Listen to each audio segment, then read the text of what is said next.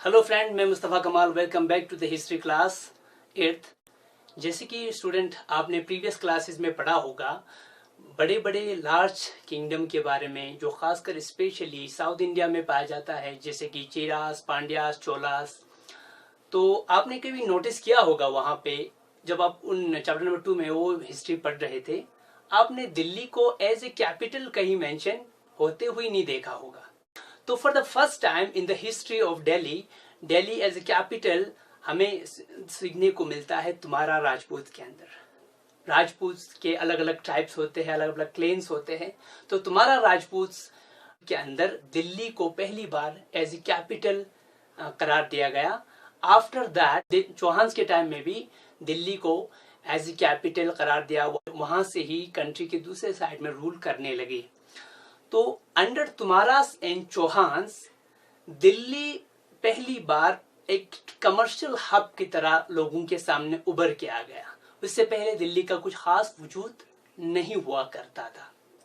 तो it was under the Tomaras and Chauhans that Delhi become an important commercial centre in the history.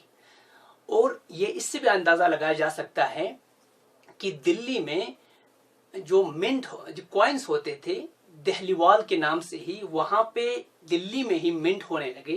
क्योंकि अब जब भी ट्रेड होता है किसी भी जगह, तो जब होता है तो उस ट्रांजैक्शन को होने के लिए एक करेंसी का होना जरूरी होता है, एक्सचेंज के लिए, कमर्शियल एक्सचेंज के लिए। तो उस वक्त वो कॉइन जो था वो दहलीवाल के नाम से दिल्ली के लोगों ने ही दिल्ली में ही मिंट करते थे, बनाते थे। तो आपने एट द सेम टाइम अब पढ़ते हैं दिल्ली की हिस्ट्री में बड़े बड़े जो लाले होते हैं, मर्चेंट्स होते हैं, उन्होंने मिसाल अगर हिंदू के मर्चेंट्स है तो वो एक बड़ा हिंदू का टेम्पल्स बनाते हैं। अगर जैन का मर्चेंट है तो जैन के टेम्पल्स बनाते हैं। तो इसी तरह अपने मजहब के कुछ ना कुछ जो स्ट्रक्चर बनाते हैं पूजा पाठ के लिए। Transformation in Delhi as a capital, एक बड़ा चेंज हमें देखने को मिलता है दिल्ली में। वो होता है with the foundation of Delhi सल्तनत। जब दिल्ली में सुल्तानों का राज होता है, सुल्तान इन द सेंस, सुल्तान यहाँ पे हम किंग को ही बोल रहे हैं। सुल्तान कौन होते थे? सुल्तान तुर्की से आते थे। सेंट्रल एशिया के जो लोग होते थे, रूलर फैमिली से बिलोंग करने वाले लोग, जब वहां से इन्वेड करके हिंदुस्तान के कुछ जगहों पे कब्जा करते थे, स्पेशली आप नॉर्थ वेस्टर्न साइड से आते हुए दिल्ली पे अपना कब्जा जमा लेते हैं। तो ये तकरीबन अर्ली 13th सेंचुरी की बात है। 1200 हम कहेंगे 1206 में दिल्ली सल्तनत का फाउंडेशन होता है। Qutbuddin Aibak was the first Delhi sultan. ये जो नोमेनक्लेचर है सेंट्रल एशिया का एक वहां पे सेंट्रल एशिया से लिया गया है। वहां पे अक्सर राजा को सुल्तान के नाम से जाना जाता था। इससे पहले अगर हिंदुस्तान की हिस्ट्री की बात करी जाए, हिंदुस्तान में जो किंग होता था उनको हिंदुस्तान में किंग को राजा कहा जाता था, महाराजा, अधिराजा, अलग अलग टाइटल से जाना जाते थे। But for the first time in the history यहाँ पे सुल्तान का नाम आ रहा है एज ए किंग। तो स्टूडेंट्स, जब दिल्ली सल्तनत वजूद में आता है, दिल्ली के जब सुल्तान दिल्ली पे राज करने लगते हैं, तो दिल्ली में बहुत से सिटीज बनाए। For example we have Delhi गुना है, वी हैव सिरी है, हमारे पास जहां पना है, तुगलकाबाद है, हौज़े खास है। इसी तरह के बहुत से सिटीज है जो आज हम दिल्ली में हमें अलग अलग जगहों में देखने को मिलता है, जो जिनका नाम, उनमें से बहुत से जगहों का नाम आज चेंज भी करके है। तो पहले जो सिटी होता था, दिल्ली का सिटी होता था, वो बहुत ही छोटा होता था।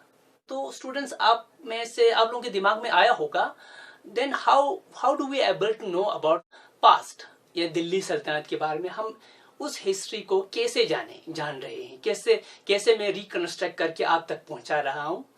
तो नॉर्मली जब हम किसी चीज को पढ़ते हैं पास में, तो हमारे पास एक सोर्स होता है, जरिया होता है। जब तक हमारे पास वो जरिया नहीं होता है तो हम उस चीज तक नहीं पहुंचते हैं, उस चीज के बारे में हम जान नहीं पाते हैं। तो एट द सेम टाइम यहाँ पर भी वही स्टोरी है। यहाँ पर भी सोर्स था हमारे पास, आर्कियोलॉजिकल सोर्स है हमारे पास, लिटरेचर सोर्स है हमारे पास, इंस्क्रिप्शन है, कॉइन्स है। बट अमंग ऑल हमारे पास जो लिटरेचर्स है, हिस्ट्रीज, जिसको तवारीख भी कहते थे, तारीख भी कहते थे, तवारीख प्लूरल है, तवारीख कहते थे।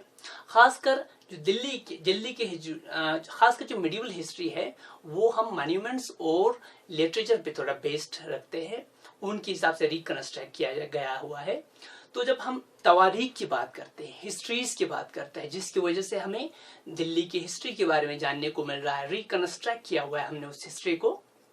जो वो तवारीख जो है, वो तवारीख लिखने वाले जो लोग हैं वो लैंड स्कॉलर्स होते थे। Land scholars in the sense हम कहेंगे पढ़े लिखे लोग होते थे, आलिम होते थे। अब उन आलिम में से वो आलिम थे जो दिल्ली बादशाह के दरबार में ही काम करते थे। उनमें से बहुत सारे लोग एडमिनिस्ट्रेटिव सेक्रेटरीज थे, एडमिनिस्ट्रेटर्स थे, आज पोइट्स थे। Then we have the courtiers जो दरबार में ही एज ए नोबल काम करते थे, दरबार के मेंबर्स होते थे। और जो पोइट्स थे वो भी बादशाह के ऑफिशियल पोइट होते थे। तो ऑथर्स थे जो बादशाह से बहुत हद तक क्लोज होते थे, ऑफिशियली भी, अनऑफिशियल तरीके से। ऑफिशियली वो बहुत हद तक क्लोज थे। तो जब ये हिस्ट्री लिखते थे, तारीख लिखते थे, तो अक्सर ऐसी चीजें लिखते थे जो अक्सर बादशाह को लुभा जाए, यानी कि बादशाह को खुश करने के चक्कर में लिखते थे। और ये जो ऑथर्स होते थे अक्सर as a adviser to king भी होते थे, एडवाइजर टू सुल्तान होते थे। सुल्तान को एडवाइस करते थे गवर्नेंस में, how to govern and just rule के बारे में भी बताता, जस्टिस रूल होना चाहिए, इन सारी चीजों के बारे में एडवाइस बीच बीच में करते रहते थे। थ्रू या तो डायरेक्टली करते थे या अपने लिटरेचर्स के थ्रू करते थे। इसका हमें एग्जाम्पल मिलता है फक्र मुरद्दिद में। ऑथर्स क्या बयान करता है? A king can not survive without soldier and a soldier can not live without salaries and the salaries comes from the revenue collected from the peasant. At the same time, the peasant can pay the revenue only when they are prosperous and happy. The same can happens only when the king promotes justice and honest governance. इससे अंदाजा, इस बात को आपने अगर समझे तो बादशाह सरवाइव कर सकता है सोल्जर से, और सोल्जर को सरवाइव करने के लिए सैलरी की जरूरत पड़ता है। और ये सैलरी कहां से आता है? पीजेंट सैलरी आता है रेवेन्यू से, जो कि हम कहां से कलेक्ट करता है? पीजेंट से करते हैं। और पीजेंट भी इस रेवेन्यू को तभी पे कर पाता है जब वो पे करने के लायक होता है, यानी कि उसके पास कुछ इनकम ऑलरेडी कहीं ना कहीं से आया होता है।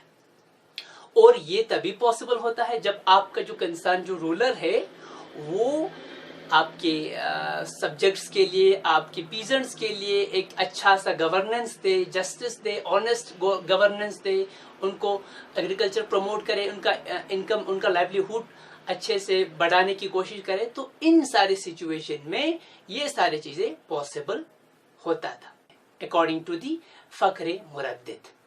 Now in addition to that, अगर हम इन ऑथर की थोड़ा और क्वालिफिकेशन के बारे में अगर जाने, तो ये जो ऑथर्स होते हैं, they never been to villages, they never been to villages. वो विलेजेस में कम ही जाया करते थे, अक्सर वो शहरों में ही रहते थे। तो उनको गाँवों के लाइफ के बारे में कुछ खास अंदाजा नहीं था। वहां पे जो लोग रह रहे थे, जिंदगी गुजार रहे थे, एग्रीकल्चर के काम कर रहे थे, मुश्किलात का सामना करना पड़ रहा था, उन चीजों का उनको सही से इल्म नहीं था। और दूसरा जो पॉइंट था, ये जो लोग थे, ऑथर जो थे, वो बादशाह के बहुत करीब थे। जैसे कि मैंने पहले बताया, सेक्रेटरीज थे, एडमिनिस्ट्रेटर्स थे, पोएट थे, कॉटियर्स थे। तो ऑब्वियसली ये जो लिखते थे वो बादशाह के फेवर में ही लिखते थे, अक्सर उनकी तारीफ में ही लिखते थे। वो एक उस उम्मीद से लिखते थे कि कहीं ये बादशाह हमें इन सारी चीजों को देख के एक अच्छा हमें इनाम दे। They used to write history for the sake of reward. एक इनाम के उम्मीद से वो लोग लिखते थे, उनकी अच्छे अच्छे बातें उस बादशाह के बारे में लिखते थे। देन थर्ड जो पॉइंट है इम्पोर्टेंट, ये जो लोग हैं वो एडवाइस करते थे on the need to preserve the ideal social order basis on birth right and gender distinction. कहने का मतलब है ये बादशाह को एडवाइस करते थे, सलाह देते थे कि आपके जो समाज में जो सोशल ऑर्डर होना चाहिए that must be based on birth right. Birth right means जो इंसान जन्म लेते हैं उस टाइम उसको जो राइट मिलता है। फॉर एग्जाम्पल मैं आपको इस तरह समझाऊंगा, एक बादशाह है, बादशाह का लड़का जो है जो मेल हेयर होता है उसको बादशाह ही बनना है। अच्छा, वजीर का जो बच्चा है वो भी रॉयल कैटेगरी में चला जाता है, वो भी वजीर ही बनता है या आगे जाके वो भी बादशाह बनता है। अच्छा, अगर मान के चलो फॉर एग्जाम्पल अगर गरीब का बच्चा है तो वो गरीब ही रहेगा। जो बच्चा पैदा होने पे उनको जो राइट मिला होता है उसके बाप से, उसी बेसिस पे आपका सोशल ऑर्डर हो, ये आपके ऑथर का कहना था। दूसरा important thing, gender distinction means यहाँ पे जो मेल सेक्शन है उसको ज्यादा प्रायोरिटाइज किया जाए, उसको ज्यादा प्रायोरिटाइज किया जाए मींस यहाँ पे वुमेन का जो भी क्वालिफिकेशन हो वो मेल से बराबर ना किया जाए, क्योंकि मेल को हमेशा एक सुपीरियर माना जाते थे। ये उनके हिसाब से, इन ऑथर्स के हिसाब से एडवाइस होता था आपके किंग को। तो ये सोशल ऑर्डर सेट करने के लिए हमेशा एडवाइस करते थे। एट द सेम टाइम आपको देखने को मिलता है मिन्हाज सिराज जो 13th सेंचुरी का क्रॉनिकलर है, हिस्टोरियन है, क्रॉनिकलर है। वो लिखते हैं जब 1236 में शमसुद्दीन इल्तुतमिश की जो लड़की है daughter Razia became the sultan of Delhi, जब सुल्तान बनती है दिल्ली की, तो हालांकि मिन्हाज सिराज खुद एक्सेप्ट करते हैं वहां से, she was a benevolent ruler, able ruler then as compare to her brothers. उनके जो भाई थे, 2-3 भाई, उन भाइयों से ज्यादा कैपेबल थी, इंटेलिजेंट थी, एबल थी रूलर। इतना मानने के बावजूद भी बट दूसरा एक मिसरा लिखता है वो, but I am not comfortable with a lady as a ruler. अब यहाँ पे ये बयान करना चाहता है ये सब क्वालिटीज तो उस रजिया में है, मगर स्टिल मैं कंफर्टेबल नहीं हूं कि एक लड़की हमारे राज्य पे हुकूमत करे। तो ये कहने का मतलब क्या था, उसको क्लियर था। यही सोशल आइडल के बारे में जिस तरह मैं बयान कर रहा था, जेंडर डिस्टिंक्शन के बारे में, ये मिन्हाज सिराज भी उन चीज को नहीं मानते थे। मिन्हाज सिराज को छोड़िए, आप जो आपके दरबार में जितने भी नोबल्स थे, नोबल्स यहाँ पे मैंने पहले बार यूज किया है, नोबल्स वो लोग होते मेंबर ऑफ द कोर्ट। दरबार में जो मेंबर होते हैं उनको नोबल कहा जाता है। तो नोबल जितने भी नोबल्स थे वो भी रजिया को एज ए क्वीन रूलर मानने को तैयार नहीं थे। फाइनली क्या हुआ, ये कॉन्स्पायरेसी चली उनके खिलाफ, रजिया के खिलाफ। तो फाइनली 1240 में रजिया को रिमूव किया गया from the throne of Delhi. This is all about today's lecture. तो हम उम्मीद करते हैं कि हमारे नेक्स्ट टॉपिक में हम इसी का कंटिन्यूएशन पार्ट 2 कंटिन्यू करेंगे। तो थैंक यू फॉर वॉचिंग।